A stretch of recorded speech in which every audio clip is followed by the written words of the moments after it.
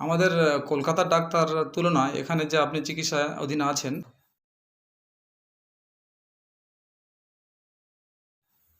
আলহামদুলিল্লাহ, আল্লাহর অশেষ করুণা যে আমি এখন সম্পূর্ণ সুস্থ। কালকের একটা ট্রিটমেন্ট ছিল খুব বড় ধরনের, আল্লাহ সেটা হইয়ে দিয়েছে। আজকের ইন্ডোস্কোপি এবং কালকের ইন্ডোস্কোপি, আজকের ওই আলট্রাসোনোগ্রাফির রিপোর্ট যা খুব ভালো। তাতে ডাক্তার সাহেব দেখে আগামী 1 সপ্তাহের জন্য ওষুধ সেটিং করেছে। সামনের সপ্তাহে ওনারা একটা ফাইনাল ডিরেকশন দেবেন যে কবে ঘরে যাওয়া হবে। আশা করছি 8-10 দিনের মধ্যেই হাসপাতাল থেকে ছুটি দিয়ে দেবে বাড়ি যাওয়ার জন্য।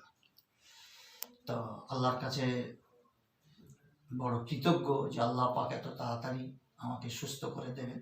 তবে ওষুধ এখন কিছুদিন খেয়ে যেতে হবে আর কি। জি জি জি, সেইভাবে ডাক্তাররা ওই সামনের সপ্তাহের দিকে ওটা পুরো এখন 3 মাসের জন্য ওরা সেটিং করে দেবে কি ওষুধ খাবো না খাবো। এবং ওনারা বলেছেন যদি কোনো রকমের সুবিধা অসুবিধা হয় ভিডিও কলে ওনাদের সঙ্গে কথা বলা যাবে।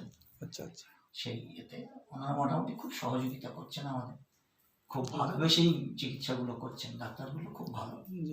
আমাদের কলকাতার ডাক্তার তুলনায় এখানে যে আপনি চিকিৎসা অধীনে আছেন। চিকিৎসা মানে আমি 2012 সাল থেকে কলকাতায় দেখিয়ে আসছি। জি জি, এনারা আসার সঙ্গে সঙ্গে যে রোগটা ধরে ফেলেছে, জি, 12 সাল থেকে নিয়ে আর এই 2023 এখানে আসার আগ মুহূর্ত পর্যন্ত আচ্ছা আচ্ছা, যত রকমের ওখানে টেস্ট বা চেক আপ করার দরকার, আলট্রাসোনোগ্রাফি থেকে নিয়ে আর ইন্ডোস্কোপি থেকে নিয়ে এমআরআই থেকে নিয়ে যাবতীয় আর সব করেছে। কিন্তু এইরকম আমার একটা কেস হয়েছে, কোনো একটাও ডাক্তার বলেনি আমাকে, একটাও ডাক্তার বলেনি। এবং ওই রিপোর্ট এখানে এনে এদের কাছে ফেলে দিলাম, ওই রিপোর্ট দেখেই সঙ্গে সঙ্গে বলছে তা আপনার এই হয়েছে। আচ্ছা আচ্ছা, আশ্চর্য হয়ে গেল যে ছাড়া বিকল্প কোনো পথ নেই লিভার চেঞ্জ করা ছাড়া।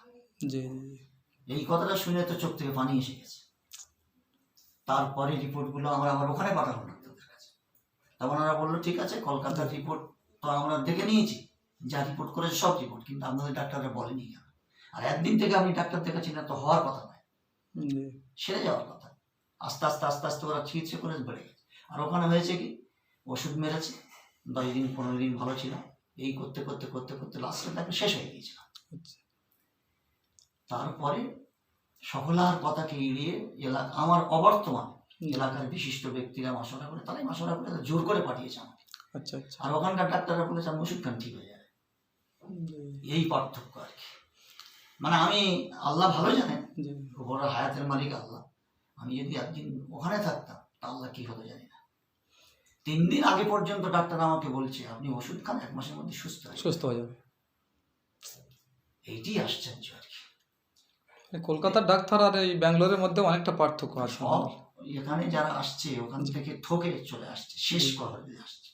কয়েকজন এসছে মাঝখানে যে আমরা কলকাতায় অনেকদিন দেখিয়েছি, কিন্তু দেখিয়ে দেখছি সে কিছু সুরাও হচ্ছে না, ফের এখানে এসছে।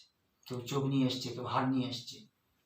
আচ্ছা, আপনার যে ডোনার, আপনার ছেলে আব্দুর রহমান নাম তো? না, মুজাদ্দিদুল ইসলাম। মুজাদ্দিদুল ইসলাম, ওর শারীরিক অবস্থা কেমন? ও সম্পূর্ণ সুস্থ, ওখান থেকে 10 দিন আগে সুস্থ হয়ে গেছে। আচ্ছা আচ্ছা, ডাক্তার বলেছে ওর আর কোনো ওষুধ নেই, মেডিসিন দিচ্ছে না, আর খেতে হবে না, আর খেতে হবে না।